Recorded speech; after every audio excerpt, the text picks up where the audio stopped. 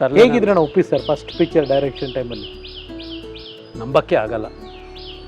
ಉಪೇಂದ್ರ ಅವರು ಫಸ್ಟ್ ಪಿಕ್ಚರಲ್ಲಿ ನಾವು every day ಅವಾಗ ಉಪೇಂದ್ರಿಗೆ ಏನಾದರೂ ಮಾಡಿ ಈ ಸಿನಿಮಾ ಗೆಲ್ಲಿಸ್ಬೇಕು. ಫಸ್ಟ್ ಪಿಕ್ಚರಲ್ಲ, ಜವಾಬ್ದಾರಿ ಜೊತೆ ಕಾಶಿ ಗರಡಿಯಿಂದ ಬಂದರು ಅವರೆಲ್ಲ. ಸ್ಟೋರಿ ಬೋರ್ಡ್ ಅಂತ ಹೇಳ್ತೀವಲ್ವಾ, ಆವತ್ತು ಸ್ಟೋರಿ ಬೋರ್ಡ್ ಉಪೇಂದ್ರ ಆ ಕಾಲದಲ್ಲೇ ಸ್ಟೋರಿ ಬೋರ್ಡು ಸ್ಪಾಟಲ್ಲಿ ರೆಡಿ ಮಾಡೋರು. ಆ ಥರ ಟ್ಯಾಲೆಂಟೆಡ್ ಉಪೇಂದ್ರ. ಲೊಕೇಶ್, ಮೈಸೂರು ಲೊಕೇಶ್ ಶೂಟಿಂಗಿಗೆ ಬಂದಿಲ್ಲ. ನಾವೆಲ್ಲ ಉಮೇಶ್ ಅಣ್ಣ ಅವರೆಲ್ಲರೂ ಕಾಯ್ತಾ ಕೂತಿದ್ವಿ, ಶೂಟಿಂಗಿಗೆ ಬಂದಿಲ್ಲ. ಎಲ್ಲ ವಾಪಸ್ ಬಂದು ಅವತ್ತೊಂದು 30,000 ರೂಪಾಯಿನ ಲಾಸ್. ಏನು ಫಿಲಮ್ ವೇಸ್ಟ್ ಆಗುತ್ತೆ ಅಂತ. ನಿನ್ನೆ ನೀವು ಕೈ ಕೊಟ್ಟೋದ್ರಲ್ಲ, ಜ್ಞಾನ ಇರಲಿಲ್ಲ ನಿಮ್ಮಿಬ್ಬರಿಗೂ. ದೊಡ್ಡ ಕಂಪ್ನೀಲಿ ಬೆಳೆದಿರ ನೀವು, ಅಣ್ಣವ್ರ ಕಂಪ್ನೀಲಿ ಬೆಳೆದಿರೋರಲ್ಲ, ಅವ್ರ ಕಂಪ್ನೀಲಿ ಬೆಳೆದಿರೋ ಒಂದು ಡಿಸಿಪ್ಲಿನ್ ಇಲ್ಲ ನಿಮಗೆ. ಅವಾಗ ದುಡ್ಡು ಲಾಸ್ ಆಗುತ್ತೆ ಪ್ರೊಡ್ಯೂಸರ್ ಅದೆಲ್ಲ. ಇಲ್ಲಿ ಪ್ರೊಡ್ಯೂಸರಿಗೆ ಕಾಕ ಹಿಡಿಯೋಕ್ಕೋಸ್ಕರ ಕ್ಲಾಪ್ ಬೇರೆ ಹೊಡಿತೀರ ನೀವು. ಎಷ್ಟಿದೆಯೋ ಅಷ್ಟು ಆ್ಯಕ್ಟ್ ಮಾಡಬೇಕು, ಹೋಗ್ತಾ ಇರಬೇಕು ಅಷ್ಟೇ ಅಂತ ಡೈರೆಕ್ಟಾಗಿ ಮೈಸೂರು ಲೊಕೇಶಿಗೆ ಜೋರು ಮಾಡೋ ತಕ್ಷಣ ಅಳಕ್ಕೆ ಶುರು ಮಾಡಿಬಿಟ್ರು ಮೈಸೂರು ಲೊಕೇಶು.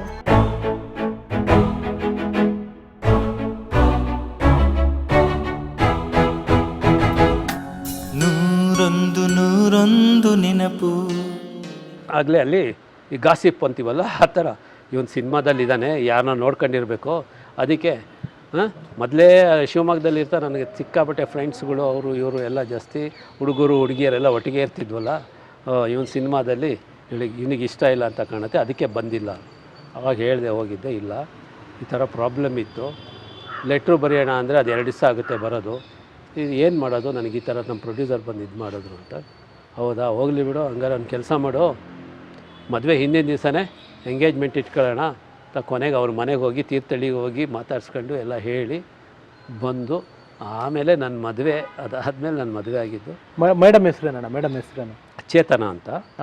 ತೀರ್ಥಹಳ್ಳಿಲಿ ನಮ್ಮ ಮಾವ ಜರ್ನಲಿಸ್ಟು. ಆ್ಯಕ್ಚುಲಿ ಪೇ ದೇವಣ್ಣರಾವ್ ಅಂತ ಭಾರಿ ಪಾಪ್ಯುಲರ್ ಅವರು. ಅವ್ರದ್ದೇ ಒಂದು ಬೃಹಸ್ಪತಿ ವಾಣಿ ಅಂತ ಪತ್ರಿಕೆ ಇತ್ತು. ಅವರಿಗೇನೆಂದರೆ ಅವರಿಗೆ ಈ ವರದಕ್ಷಿಣೆ ಅದು ಇದು ಯಾವುದು ಕೊಡೋದು ಅಭ್ಯಾಸ ಇಲ್ಲ. ಅವರಿಗೆ ಅದೊಂದು ತಲೆಯಲ್ಲಿತ್ತು, ನನ್ನ ಮಕ್ಕಳಿಗೆ ನಾನು ವರದಕ್ಷಿಣೆ ಕೊಡಲ್ಲ ಅಂತ. ಅದಕ್ಕೆ ಸರಿಯಾಗಿ ನಾವು ಅಂದರೆ ನಾನೊಬ್ಬ ಸ್ಪೋರ್ಟ್ಸ್ ಮ್ಯಾನ್ ಆದಾಗ ಶಿವಮೊಗ್ಗದಲ್ಲಿ ನಾನು ಖೋಖೋ ಸ್ಟೇಟ್ ಆಡಿದೆ. 84 ಜೂನಿಯರ್ ಸ್ಟೇಟ್ ಸೆಲೆಕ್ಟ್ ಆಗಿದ್ದೆ. ಹಾಗಾಗಿ ಆ ಸ್ಪೋರ್ಟ್ಸಲ್ಲೆಲ್ಲ ಗೊತ್ತಿತ್ತು, ನಾನು ಸ್ಪೋರ್ಟ್ಸ್ ಮ್ಯಾನು. ಆಮೇಲೆ ಅಲ್ಲಿ ನಾನು ಏನೇ ಆಗಿ ಅಂಪೇರ್ ಆಗೋದು, ಕೋಚು, ಈ ಥರ ಎಲ್ಲ ಸ್ಕೂಲ್ಗಳಿಗೆಲ್ಲ ಹೇಳ್ಕೊಡೋಕ್ಕೆಲ್ಲ ಹೋಗ್ತಾಯಿದ್ದೆ ಇದರೊಳಗೆ. ಹಾಗಾಗಿ ಅವ್ರು ನಮ್ಮ ಮಾವ ನನ್ನ ನೋಡಿದ್ರು, ಗೊತ್ತಿತ್ತು. ಹೋಗಿ ಅಲ್ಲಿ ಕೊನೆಗೆ ಇಲ್ಲ ಅವನು ಯೋಗ್ಯ ಇದ್ದಾನೆ, ಪರವಾಗಿಲ್ಲ. ಆವಾಗ ನಮಗೆಲ್ಲ ಏನು 5,000 ರೂಪಾಯಿ ಸಿಕ್ಕಿದ್ರೆ ಹೆಚ್ಚು. ಆವಾಗ ತುಂಬ ಜನ ಹೇಳ್ಕೊಟ್ರು, ಅವನೇನು ರೀ ಸಿನಿಮಾದಲ್ಲಿದ್ದಾನೆ, ಒಂದು 5,000 ರೂಪಾಯಿ ಸಿಕ್ಕಿದ್ರೆ ನಿಮ್ಮ ಮಗಳು ಇಷ್ಟು ಚೆನ್ನಾಗಿ ಸಾಕಿದ್ದೀರಾ, ಹೋಗಿ ಅವನಿಗೆ ಕೊಡ್ತಾಯಿದ್ದೀರಾ ಅಂತ ಒಂದು ಲೆಟ್ರು ಬರೆದಿದ್ರು ಅವರಿಗೆ ಯಾರೋ. ಆವಾಗ ನಮ್ಮ ಮಾವ ಎಲ್ಲ ಆದಮೇಲೆ ನನಗೊಂದು ಲೆಟ್ರು ಬರೆದ್ರು, ಹೀಗೆ ನಿನ್ನ ಬಗ್ಗೆ ಈ ಥರ ಇದೆ, ನನಗೆ ನನ್ನ ಮಗಳನ್ನ ನೀನು ಸಾಕ್ತೀಯ ಅಂತ ಗ್ಯಾರಂಟಿ ಇದೆ, ಹಾಗಾಗಿ ನಾನು ನಿನಗೆ ಕೊಟ್ಟು ಮದುವೆ ಮಾಡ್ತೀನಿ ಅಂತ ನಮ್ಮ ಮಾವ ಒಂದು ತುಂಬ ವರ್ಷ ಇಟ್ಟಿದ್ದೆ ಆ ಲೆಟ್ರು. ಅಂದರೆ ನನ್ನ ಬಗ್ಗೆ ಅಷ್ಟೊಂದು ನಂಬಿಕೆ ಇತ್ತು, ಸಾಕ್ತೀನಿ ಅಂತ. ಆ ಮದುವೆ ಆಯಿತು. ಯಾವಾಗ ಮದುವೆ ಆಗಿದೆ? 91 ಮದುವೆ ಆಗಿ ಬರ್ತಿದ್ದಂಗೆ ಸಿ ಕೈ ಚಂದ್ರು, ಲೋ ಏನೋ ಧೈರ್ಯ ನಿನಗೆ, ಇಷ್ಟೊಂದು ಮದುವೆ ಆಗಿಬಿಟ್ಟಿಯಲ್ಲ, ಹೋಗಿ ಎಷ್ಟೋ ದುಡಿಮೆ ಬರುತ್ತೆ ನಿನಗೆ ಅಂತ. ಅದ್ರ ಪಾಡಿಗೆ ಅದಾಗುತ್ತೆ, ನನ್ನ ಪಾಡಿಗೆ ನಾನು ದುಡಿಮೆ ಮಾಡ್ತೀನಿ ಬಿಡೋ ಅಂತ ಹೇಳ್ಬಿಟ್ಟಿದ್ದೆ. ಮದುವೆ ಆಯಿತು, 2 ಮಕ್ಕಳು. ಏನಣ್ಣ ಮಕ್ಕಳೇನು ಮಾಡ್ತಾಯಿದ್ದಾರೆ? ಮಗ ಬಂದು ಒಬ್ಬ ಡಿಜಿಟಲ್ ಇದರೊಳಗಿದ್ದಾನೆ, ಅವನು ಅದರೊಳಗೆ ಮ್ಯಾನೇಜರಾಗಿ ವರ್ಕ್. ಏನು ಹೆಸರಣ್ಣ? ಆಕಾಶ್ ಅಂತ. ಇನ್ನೊಬ್ಬ ಆದೇಶ್ ಅಂತ. ಅವನು ಈ ಚಿಕ್ಕ ವಯಸ್ಸಲ್ಲಿ ಅವನು ಆ್ಯಕ್ಟ್ ಮಾಡ್ದ ಎಲ್ಲ. ಯಾವುದ್ರಲ್ಲಿ? ಸುದೀಪ್ ಅವ್ರ ಪಿಕ್ಚರಲ್ಲೆಲ್ಲ ಮಾಡ್ದ. ನಾನು ಪ್ರೇಮ ಅಂತ ಒಂದು ಪಿಕ್ಚರ್ ಮಾಡಿದ್ನಲ್ಲ, ಅದರೊಳಗೆ ಅವನು ಆ್ಯಕ್ಟ್ ಮಾಡ್ದ. ಏನು ಪಾತ್ರ ಮಾಡಿದ್ರು ಅದರೊಳಗೆ? ಶಿವಧ್ವಜ್ ಮಗ ಆಗಿ ಚಿಕ್ಕ ಹುಡುಗರಾಗಿ ಆ್ಯಕ್ಟ್ ಮಾಡಿದ್ದ. ಅದಾದಮೇಲೆ ತಿರುಪತಿ ಸುದೀಪ್ ಜೂನಿಯರ್ ಸುದೀಪಾಗಿ ಮಾಡ್ದ. ಆಮೇಲೆ ಇದ್ರೊಳಗೆ ಮಾಡ್ದ, ವೀರ ಮದಕರಿಲಿ ಮಾಡ್ದ. ಸುದೀಪಿಗೆ ಅವನನ್ನ ಕಂಡ್ರೆ ತುಂಬ ಆಸೆ ಇತ್ತು. ಅವನನ್ನು ಕರ್ಕೊಂಬಂದು ಹಾಕಪ್ಪ ಅವನ ಹತ್ರ ಮಾಡಿಸ್ತೀನಿ ಅಂದರು. ಸುದೀಪ್ ಅವ್ರ ತಂದೆಗೂ ಆದೇಶ ಅಂದರೆ, ಅವನ ಹೆಸರು ಆದೇಶ ಅಂದರೆ ತುಂಬ ಆಸೆ.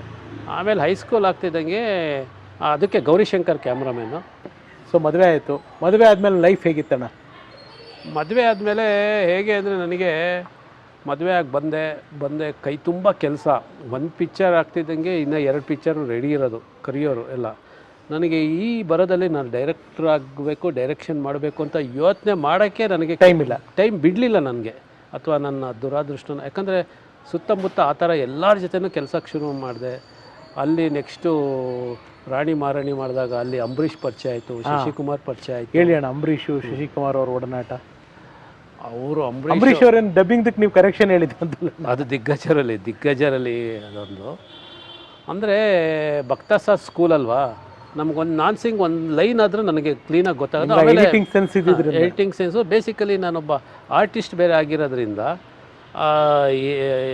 ಏನೇ ಆದರೂ ಗೊತ್ತಾಗೋದು. ಇವತ್ತು ಅಷ್ಟೇ ನನಗೆ ಏನಾದರೂ ಇದು ಲೈನ್ ಒಂಚೂರು ಕ್ರಾಸ್ ಇದ್ದರೆ ಇಲ್ಲಿಂದಾನೆ ಕ್ರಾಸ್ ಇದೆ ಅಂತ ಹೇಳ್ತೀನಿ. ಹಾಗಾಗಿ ಅವೆಲ್ಲ ಇದರಿಂದ ನಮಗೆ ಒಂದು ಧೈರ್ಯ ಎಲ್ಲ ಇತ್ತು. ಅವ್ನು ತಪ್ಪು ಮಾಡಿದ್ರೆ ತಪ್ಪು ಅಷ್ಟೇ. ಅವರು ಯಾರೇ ಅಂಬರೀಷ್ ಇರ್ಬೋದು, ವಿಷ್ಣು ಸಾರ್ ಇರ್ಬೋದು, ಯಾರೇ ಇರ್ಬೋದು, ನಾನ್ ಸಿಂಕ್ ಅಂದರೆ ನಾನ್ ಸಿಂಕು ಅಷ್ಟೇ. ನಿಮ್ಮ ಕೆಲಸಕ್ಕೆ ನೀವು ಹಾನೆಸ್ಟ್. ನನ್ನ ಕೆಲಸಕ್ಕೆ ನಾನು ಇರಬೇಕು. ಅವ್ರು ನನಗೆ ನೆಕ್ಸ್ಟ್ ಪಿಕ್ಚರ್ ಕರೀತಾರೋ ಅಥವಾ ನನ್ನ ದೂರ ಮಾಡ್ತಾರೋ ನನಗೆ ಅದು ಯಾವ ಯೋಚನೆಯೂ ಇಲ್ಲ. ನಾನು ಅದು ಯಾವುದಕ್ಕೂ ಕೆಲಸ ಮಾಡ್ತೀನಿ. ಈ ಪಿಕ್ಚರ್ ಕೆಲಸ ಕೊಟ್ಟಿದ್ದಾರೆ, ಈ ಪಿಕ್ಚರ್ ಹಾನೆಸ್ಟಾಗಿ ಕೆಲಸ ಮಾಡಬೇಕು, ಈಚೆ ಹೋಗಬೇಕು. ನಾನು ಯಾವತ್ತೂ ಅಷ್ಟೇ ಒಂದು ಸಿನಿಮಾ ಮಾಡೋತ್ತಿಗೆ ನೆಕ್ಸ್ಟ್ ಪಿಕ್ಚರ್ ಕೊಡ್ತಾರೆ ಅಂತ ನಾನು ಈ ಸಿನಿಮಾದಲ್ಲಿ ಈಲ್ಡ್ ಆದರೆ ನಾನು ಕಾಂಪ್ರಮೈಸ್ ಆಗ್ತೀನಿ. ಆ ಪ್ರೊಡ್ಯೂಸರ್ ಹಿಂದೆ ನಾನು ತಾಳ ತಟ್ಟಕ್ಕೆ ಶುರು ಮಾಡ್ತೀನಿ, ಆರ್ಟಿಸ್ಟ್ ಹಿಂದೆ ತಾಳ ತಟ್ಟಕ್ಕೆ ಶುರು ಮಾಡ್ತೀನಿ. ಅದು ಯಾವತ್ತೂ ನನ್ನ ತಲೆಯಲ್ಲಿ ಹಾಕ್ಕೊಳ್ಳೇ ಇಲ್ಲ. ನಾನು ಈ ಪಿಕ್ಚರ್ ಕೊಟ್ಟಿದ್ದಾರೆ, ಈ ಪಿಕ್ಚರ್ ಕೆಲಸ ಮಾಡಬೇಕು, ಹೋಗ್ಬೇಕು ಅಷ್ಟೇ. ನನಗೆ ಯಾವತ್ತೂ ಅವ್ರ ಹಿಂದೆ ಹೋಗಿ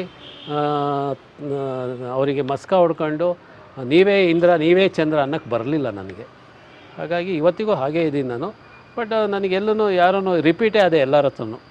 ದೇವ್ರದಯ ಒಬ್ಬರು ಡೈರೆಕ್ಟ್ರು ಒಂದು ಸಿನಿಮಾ ಕರೆದ್ರೆ ನೆಕ್ಸ್ಟ್ ಸಿನಿಮಾ ಕರೆಯೋರು, ಅದೇ ಪ್ರೊಡ್ಯೂಸರು ಮತ್ತು ಇನ್ನೆರಡು ಸಿನಿಮಾ ಕೊಡೋರು. ನನ್ನ ಎಲ್ಲ ಪ್ರೊಡ್ಯೂಸರು ಎಲ್ಲ ಡೈರೆಕ್ಟ್ರು ನೋಡಿ ಎಲ್ಲರಿಗೂ ನನ್ನ ಕೋಪಿಷ್ಟ ಅಂತ ಗೊತ್ತು, ಜೋರು ಮಾಡ್ತಾನೆ, ಸ್ಟ್ರೈಟ್ ಫಾರ್ವರ್ಡ್ ಅಂತ ಗೊತ್ತು. ಬಟ್ ಕೆಲಸಕ್ಕೆ ಮೋಸ ಮಾಡಲ್ಲ ಅಂತ ನನಗೆ ಕರೆಯೋರು ಹೊರತು ಬೇರೆ ಯಾವುದೂ. ಆಮೇಲೆ ನನಗೆ ಯಾರೂ ದ್ವೇಷ ಅದು ಇದು ನಾನು ಯಾರನ್ನೂ ಅದೆಲ್ಲ ಮಾಡೋಕ್ಕೆ ಹೋಗ್ತಾ ಇರಲಿಲ್ಲ. ಕೆಲಸ ಹಾಗಾಗಿ ನಂಗೆ ಒಂದು ಪಿಕ್ಚರ್ ಆದಮೇಲೆ ಇನ್ನೊಂದು ಪಿಕ್ಚರ್ ಆದಮೇಲೆ ಇನ್ನೊಂದು ಪಿಕ್ಚರ್ ಸಿಗೋಕ್ಕೆ ಶುರು ಆಯಿತು. ನಂಗೆ ಡೈರೆಕ್ಷನ್ ಮಾಡಬೇಕು ಅಂತಲೇ ಬರಲಿಲ್ಲ. ಅಲ್ಲಿಂದ ಏನಾಯಿತು, ರಾಣಿ ಮಹಾರಾಣಿ, ಉಪೇಂದ್ರ, ಆಮೇಲೆ ಏನಾಯಿತು ಇವ್ರದ್ದು ತರಲೆ ನನ್ನ ಮಗ ಅಂತ ಒಂದು ಸ್ಟಾರ್ಟ್ ಆಯಿತು. Uppi sir first director sir. Upendra ಅವರು ನನಗೆ ಆಲ್ರೆಡಿ ಪರಿಚಯ ಇದ್ದರು. ಆಟ ಬೊಂಬಾಟದಲ್ಲಿ ಡೈಲಾಗ್ಸು ಅವ್ರು ಬರೆಯೋಕ್ಕೆ ಬರೋರಲ್ಲ, ಅವ್ರು ಬರೆದಿದ್ರು. ಅವರು ವೀರಪ್ಪ ಮೊಳವಾಡಿ ಅಂತ. ಇವರು CBI ಶಿವ ಆದಮೇಲೆ ನೆಕ್ಸ್ಟು ತರಲೆ ನನ್ನ ಮಗ ಅಂತ. ಅಷ್ಟೊತ್ತಿಗೆ ನಾನು ರಾಮಮೂರ್ತಿ ಜೊತೆ ಬೇರೆ ಪಿಕ್ಚರ್ ಎಲ್ಲ ಮಾಡ್ತಾಯಿದ್ದೆ, ಆ್ಯಡ್ಗಳು ಮಾಡ್ತಾಯಿದ್ದೆ. ಗೌರಿಶಂಕರ್ ಜೊತೆ ಒಂದು ಪ್ರಜಾವಾಣಿದೊಂದು ಆ್ಯಡ್ ಮಾಡಿದೆ. ಇದೆಲ್ಲದೂ ಕರೆಯೋರು. ಒಂದು ದಿವಸ ಸುಮ್ಮನೆ ಕೂರ್ತಿರ್ಲಿಲ್ಲ. ಒಟ್ಟಿನಲ್ಲಿ ಸಂಪರ್ಕಗಳು ಎಲ್ಲ ಕಡೆ ಇದ್ದಿದ್ದರಿಂದ ಕರೆಯೋರು. ನೆಕ್ಸ್ಟು ತರಲೆ ನನ್ನ ಮಗ ಉಪೇಂದ್ರ ಅವ್ರ ಫಸ್ಟ್ ಪಿಕ್ಚರು.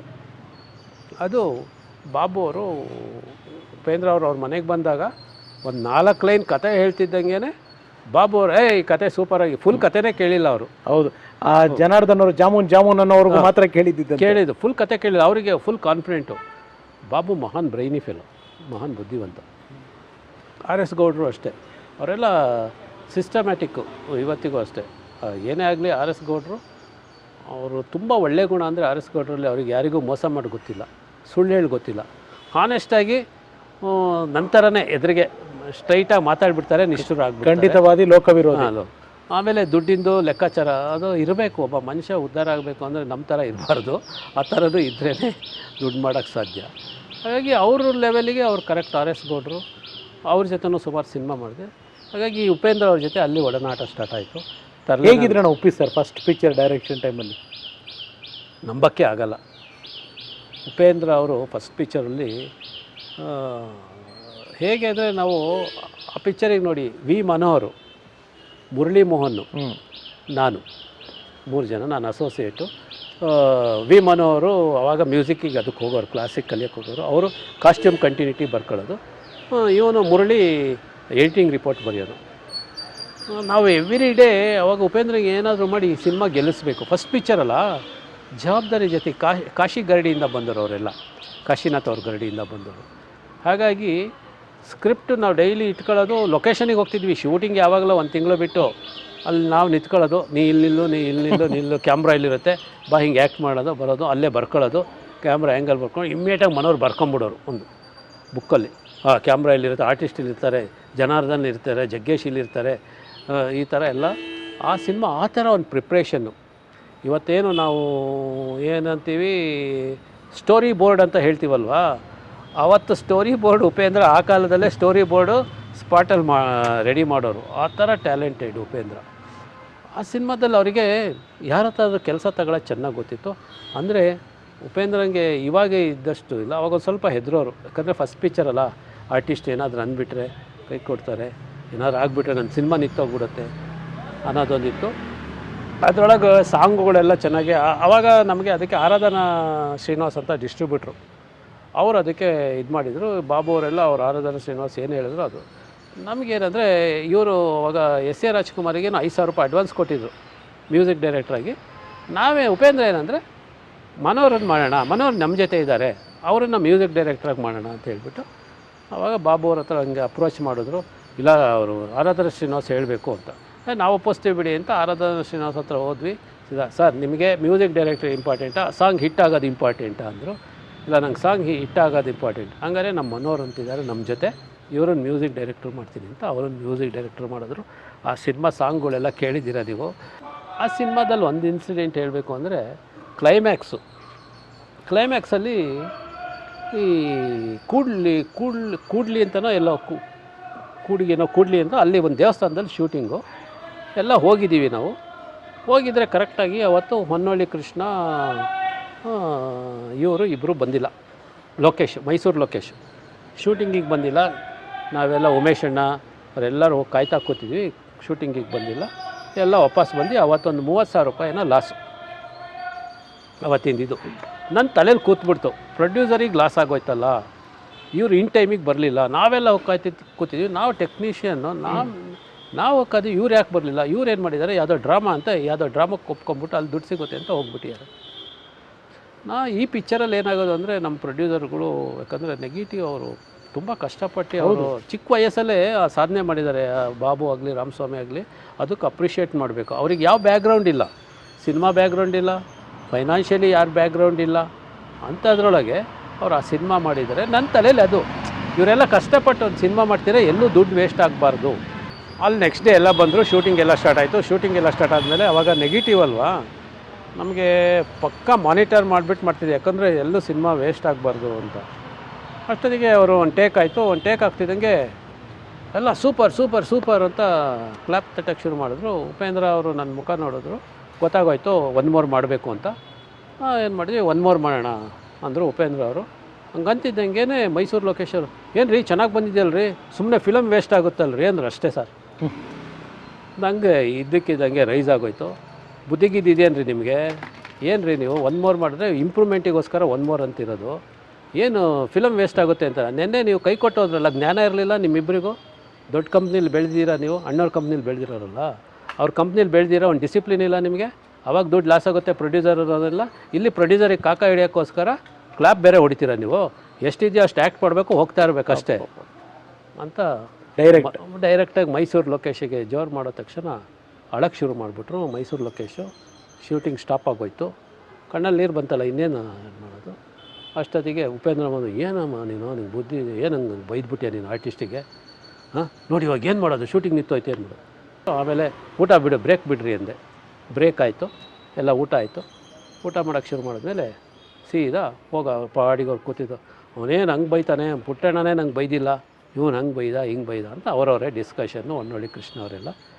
ಉಮೇಶ್ ಅಣ್ಣ ಸೀದಾ ಹೋದರು. ಉಮೇಶ್ ಅಣ್ಣ ಇವತ್ತಿಲ್ಲ, ಇದ್ದರೆ ಅವ್ರು ಹೇಳಿರೋರು, ಇದು ಜೀವತ್ವಾಗಿದ್ದು ಹೇಳೋರು ಯಾವಾಗಲೂ ಅವ್ರು ಸೀದಾ ಹೋದರು. ಲೊಕೇಶ್ ಅವ್ರು ಮಾಡಿದ್ದು ಕರೆಕ್ಟು, ನೀನೇನಕ್ಕೆ ನಿನ್ನೆ ಹೋದೆ, ನಾವೆಲ್ಲ ಬಂದು ಕಾಯ್ತಾ ಕೂತಿದ್ದಲ್ವಾ, ಆವಾಗ ನಿನ್ನೆ ಅವ್ರಿಗೆ ಸಿಕ್ಕಾಬಟ್ಟೆ ವೇಸ್ಟ್ ಆಯಿತು ಅಂತ ಅವ್ರಿಗೆ ನಿನ್ನೆ ಸಿಕ್ಕಾಬಟ್ಟೆ ಬೇಜಾರಾಗೋಗಿತ್ತು. ಅಟ್ಲೀಸ್ಟ್ ಒಂದು ಮಾತು ಹೇಳಿಲ್ಲ, ಕೈ ಕೊಟ್ಟು ಹೋದ್ರಲ್ಲ ಅಂತ. ಅದಕ್ಕೆ ಸರಿಯಾಗಿ ನೀನು ಇವತ್ತು ಕಾಯ್ತಾಯಿದ್ರು ಅವರು. ಏನಾದರೂ ಇನ್ನೊಂದು ತಪ್ಪು ಮಾಡಿದ್ರೆ ನೀನು ಜೋರು ಮಾಡೋಣ ಅಂತ ರೆಡಿ ಇದ್ದ ಅವನು ಸುರೇಶ. ಕರೆಕ್ಟಾಗಿ ಫಿಲಮ್ ವೇಸ್ಟು ಅಂದ್ಯಲ್ಲ, ಅವನ ತಲೆಯಲ್ಲಿ ಕೂರ್ತು. ವೇಸ್ಟು ಅಂತ ನಾನು ಹೇಳಿದರೆ ಅವ್ರು ಏನು ಅಂತಿರಲಿಲ್ಲ, ಅಥವಾ ಜಗ್ಗೇಶ್ ಹೇಳಿದರೆ ಏನು ಅಂತಿರಲಿಲ್ಲ. ನಿನ್ನ ಬಾಯಲ್ಲಿ ಬಂತಲ್ಲ, ಹಂಗಾರೆ ನೀನು ವೇಸ್ಟ್ ಅಂದನು. ನಿನ್ನೆ ಜ್ಞಾನ ಎಲ್ಲೋಗಿತ್ತು ನಿನಗೆ ವೇಸ್ಟ್ ಅನ್ನೋಕ್ಕೆ. ಅವ್ನು ಬೈದಿದ್ರೊಳಗೆ ಏನೂ ತಪ್ಪಿಲ್ಲ. ಫಸ್ಟು ನಾವು ಯಾರಿಗಾದರೂ ಏನಾದರೂ ಹೇಳೋತ್ತಿಗೆ ನಾನು ಏನು ಮಾಡಿದ್ದೀನಿ ಅಂತ ಅರ್ಥ ಮಾಡ್ಕೋಬೇಕು. ಬಾ ಶೂಟಿಂಗಿಗೆ ಬಾ ಅಂತ ಕರ್ಕೊಂಬಂದರು. ಶೂಟಿಂಗ್ ಸ್ಟಾರ್ಟ್ ಆಯಿತು, ಆಮೇಲೆಲ್ಲ ಮುಗೀತು. ಈ ಥರ ತರಲೆ ನನ್ನ ಮಗದಲ್ಲಿ ಒಂದೊಂದು ಇನ್ಸಿಡೆಂಟ್ಗಳು ಕೂಡ ಮರೆಯೋಕ್ಕಾಗಲ್ಲ ಕೆಲವೆಲ್ಲ. ಇವತ್ತು ಆ ತರಲೆ ನನ್ನ ಮಗದಲ್ಲಿ ಫಸ್ಟ್ ಪಿಕ್ಚರ್ ಅವ್ರದ್ದು, ನಾನು ಅಸೋಸಿಯೇಟ್ ಆಗಿದ್ದೆ. ಉಪೇಂದ್ರ ಅವರು ಇವತ್ತು ಈ ಲೆವೆಲಲ್ಲಿ ಈ ಥರ ಬೆಳೀತಾರೆ ಅಂತ ಯಾರೂ ಅಂದ್ಕೊಂಡಿರಲಿಲ್ಲ. ಅದಾದಮೇಲೆ ನೆಕ್ಸ್ಟ್ ಅವರು ಉಶ್ ಅಂತ ಒಂದು ಮಾಡಿದ್ರು. ಉಪೇಂದ್ರ ಇವತ್ತು ಬೇರೆ ರೇಂಜಲ್ಲೇ ಇದ್ದಾರೆ. ನೋಡಿ, ಆ 35 ವರ್ಷ ಆಗಿತ್ತು ನಾನು ತರಲೆ ನನ್ನ ಮಗ ಆದಮೇಲೆ ಉಪೇಂದ್ರ ಅವ್ರ ಜೊತೆ ವರ್ಕೇ ಮಾಡೋಕ್ಕಾಗಿರಲಿಲ್ಲ, ಸೂರಪ್ಪ ಅವ್ರ ಜೊತೆನೂ ವರ್ಕ್ ಮಾಡೋಕ್ಕಾಗಿರಲಿಲ್ಲ. ಯಾಕಂದರೆ ಆರ್ ಎಸ್ ಗೌಡ ಅವ್ರ ಪಿಕ್ಚರೆಲ್ಲ ಮಾಡ್ತಾಯಿದ್ದೆ, ಒಂದಾದಮೇಲೆ ಒಂದಿರೋದು ಅವರು ಕರೆಯೋಕ್ಕಾಗ್ತಿರ್ಲಿಲ್ಲ, ನಾನು ಬರೋಕ್ಕಾಗ್ತಿರ್ಲಿಲ್ಲ. ಕಾಕತಾಳೀಯನೋ ಅಥವಾ ಋಣ ಅಂತೀವಲ್ಲ ಇದೆ. 35 ವರ್ಷ ಆದಮೇಲೆ 91 ಏನೋ ತರಲೆ ನನ್ನ ಮಗ 91 ಇರಬೇಕು. ಅದಾದಮೇಲೆ ಈಗ 26 ಭಾರ್ಗವಾಗೆ ಸೂರಪ್ಪ ಕರೆದು ಸುರೇಶ ಈ ಪಿಕ್ಚರಿಗೆ ಕೋ ಡೈರೆಕ್ಟಾಗಿ ವರ್ಕ್ ಮಾಡು ಬಾ ಅಂತ ಕರೆದ್ರು. ಉಪೇಂದ್ರ ಹೀರೋ, ಬಾಬು 35 ವರ್ಷ ಆದಮೇಲೆ ಮತ್ತೆ ಅವ್ರ ಜೊತೆ ಮಾಡ್ತಾಯಿದ್ದೀನಿ ನಾನು. ಅವತ್ತು ನೀವು ನೋಡಿದ ಉಪೇಂದ್ರ ಅವ್ರಿಗೂ ಇವತ್ತು ನೀವು ನೋಡ್ತಾ ಇರೋ ಉಪೇಂದ್ರ ಅವ್ರಿಗೂ ಏನಾರೋ ವ್ಯತ್ಯಾಸ ಇದೆಯಾ ಅಣ್ಣ? ಇಲ್ಲ, ಉಪೇಂದ್ರ ಅವ್ರ ಕ್ಯಾರೆಕ್ಟ್ರಲ್ಲಿ ಏನೂ ವ್ಯತ್ಯಾಸ ಇಲ್ಲ. ಉಪೇಂದ್ರ ಅವತ್ತು ಹೇಗಿದ್ದಾರೋ ಇವತ್ತಿಗೂ ಹಾಗೇ ಇದ್ದಾರೆ. ಅದೇ ಥರ ರೆಸ್ಪೆಕ್ಟ್ ಕೊಟ್ಟು ಮಾತಾಡಿಸ್ತಾರೆ, ಎಲ್ಲರಿಗೂ ಹಾಗೆ ಮಾತಾಡ್ತಾರೆ ಅವರು. ಬದಲಾವಣೆ ಏನಂದರೆ ಅವ್ರದ್ದು ಇಂಪ್ರೂವ್ಮೆಂಟ್, ಅವರು ಬೆಳೆದಿರೋ ಲೆವೆಲ್ಲು, ಅವ್ರ ಸ್ಕ್ರಿಪ್ಟ್ ಥಿಂಕಿಂಗು ಏನಂದರೆ ಅವರಿಗೆ ಇವಾಗ ಬಂದಿದ್ದು ಇನ್ನೊಂದು 5 ನಿಮಿಷಕ್ಕೆ ಇನ್ನೊಂದು ಬರ್ತಾ ಇರುತ್ತೆ, ಅಷ್ಟು ಅವ್ರು ಯೋಚನೆ ಮಾಡ್ತಾರೆ. ಅದರೊಳಗೆ ಹೊರಟೋಗ್ಬಿಟ್ಟಿರ್ತಾರೆ, ಪರಕಾಯ ಪ್ರವೇಶ ಅಂತೀವಲ್ಲ, ಆ ಸ್ಕ್ರಿಪ್ಟಲ್ಲಿ ಹಾಗೆ ಹೋಗಿರ್ತಾರೆ. ಈ ಸಿನಿಮಾದಲ್ಲೂ ಅಷ್ಟೇ ಉಪೇಂದ್ರ ಅವರು ಅದ್ಭುತವಾಗಿ ಕೆಲವೆಲ್ಲ ತುಂಬ ಚೆನ್ನಾಗಿ ಇಂಪ್ರೂವ್ ಮಾಡಿದ್ದಾರೆ. ಸೆಕೆಂಡ್ ಹಾಫಲ್ಲಂತೂ ಕ್ಯಾರೆಕ್ಟ್ರು ಬೇರೆ ಥರನೇ, ಡೈರೆಕ್ಟ್ರು ಅವರೆಲ್ಲ ಕೂತ್ಕೊಂಡು ಡಿಸ್ಕಷನ್ ಮಾಡಿ ಅದರೊಳಗೆ ಇರ್ತಾರೆ. ಅವರು ಎಲ್ಲೂ ಹೋಗಲ್ಲ ಆಚೆ. ಬಂದರು ಅಂದರೆ ಆ ಸಿನಿಮಾ ಸ್ಕ್ರಿಪ್ಟು ನೋಡೋರಿಗೆಲ್ಲ ಇಂಟರ್ಫಿಯರೆನ್ಸ್ ಅಂದ್ಕೊಂಡು, ಅದು ಇಂಟರ್ಫಿಯರೆನ್ಸ್ ಅಲ್ಲ, ಇಂಪ್ರೂವ್ಮೆಂಟ್ ಅಂತ. Involvement improvement. ಯಾವತ್ತೂ ಒಂದು ಸಿನಿಮಾ ಚೆನ್ನಾಗಿ ಬರಬೇಕು ಅಂದಾಗ ಒಬ್ಬ ಪ್ರೊಡಕ್ಷನ್ ಹುಡುಗ ಬಂದದ್ದು, ಸರ್ ಈ ಸೀನ್ ಹಿಂಗಿದೆ ಅಂತ ಅವ್ನು ಹೇಳಿದ್ರೆ ನಾವು ತಗೊಳ್ಳೋದು ನಾವು ಕಲಿಬೇಕು. ಅದು ನಮ್ಮ ನಾಗಣ್ಣ ಅವ್ರ ಹತ್ರ ಕಲಿಬೇಕು, ಡೈರೆಕ್ಟ್ರ್ ಸಾರು. ಅವರಲ್ಲಿ ಅದೆಲ್ಲ ಇದೆ. ಯಾರೇ ಇವಾಗ ನಾನೇ ಹೋಗಿ ಸರ್ ಯಾಕೋ ಚೆನ್ನಾಗಿಲ್ಲ ಅಂದರೆ, ಹೌದಾ ತಡೀರಿ 1 ನಿಮಿಷ ಅಂತ ಹೇಳ್ತಾರೆ. ಅದು ಅವರಲ್ಲಿ ಒಂದು ಆರ್ಟ್ ಇದೆ ನಾಗಣ್ಣ ಸರ್ ಹತ್ರ. ಆಗ ಅದನ್ನೆಲ್ಲ ಕಲಿತಾಗಲೇ ಅವರೊಬ್ಬರು ಸಕ್ಸಸ್ಫುಲ್ಲು ಡೈರೆಕ್ಟ್ರ್ ಆಗೋಕ್ಕೆ ಸಾಧ್ಯ ಅಂತ. ಉಪೇಂದ್ರನಲ್ಲಿ ಏನು, ನಾನು ಅವತ್ತು ಹೇಗಿದ್ದಾರೋ ಇವತ್ತಿಗೂ ಅದೇ ಥರ ಮಾತಾಡ್ತಾರೆ, ಅದೇ ಥರ ಇದ್ದಾರೆ. ತುಂಬ ಜನ ಆರ್ಟಿಸ್ಟ್ಗಳನ್ನ ನಾನು ನೋಡಿದ್ದೀನಿ, ಎಲ್ಲ ಬೇರೆ ಬೇರೆ ಥರನೇ ಚೇಂಜ್ ಆಗೋದೆಲ್ಲ ನೋಡಿದ್ದೀನಿ. ಆದರೆ ಉಪೇಂದ್ರ ಅವರಲ್ಲಿ ಏನು ಚೇಂಜ್ ನನಗೇನು ಗೊತ್ತಾಗಲಿಲ್ಲ. ನಾನು ಅವತ್ತಿನ ಉಪೇಂದ್ರ ಏನು ನೋಡಿದ್ನೋ ಸೇಮ್ ಉಪೇಂದ್ರನೇ ಇವತ್ತು. Super super super. ಸುರೇಶಣ್ಣ, ಇನ್ನೊಂದು ನಿಮ್ಮ ಅನುಭವ ಕೇಳಬೇಕಂದ್ರೆ ವಿಷ್ಣುದಾದ, ಯಾವುದು ವಿಷ್ಣು ಸರ್ ಜೊತೆ ಫಸ್ಟ್ ಪಿಕ್ಚರ್ ನೀವು ಕೆಲಸ ಮಾಡಿದ್ದು? ನಾನೇನು ಹೇಳಲಿಲ್ಲ, ರೈಟ್ ನೋಡಿ ಅಂತ ಹೇಳಲಿಲ್ಲ ಅವರಿಗೆ. ಇದು ಸ್ವಲ್ಪ ಕೇಳಿಸ್ತಾ ಇರಲಿಲ್ಲ, ಬರೀ ಆ ಲಿಪ್ ಮೂಮೆಂಟಲ್ಲೇ ಎಲ್ಲ ಗೊತ್ತಾಗೋದು. ಸೀದಾ ಬಂದರು, ಡೈಲಾಗೆಲ್ಲ ಮಾತಾಡಾಯಿತು. ಬಂದ ತಕ್ಷಣ ಒಂದು ಕೆನ್ನೆ ಹೊಡೆದ್ರು ನನಗೆ.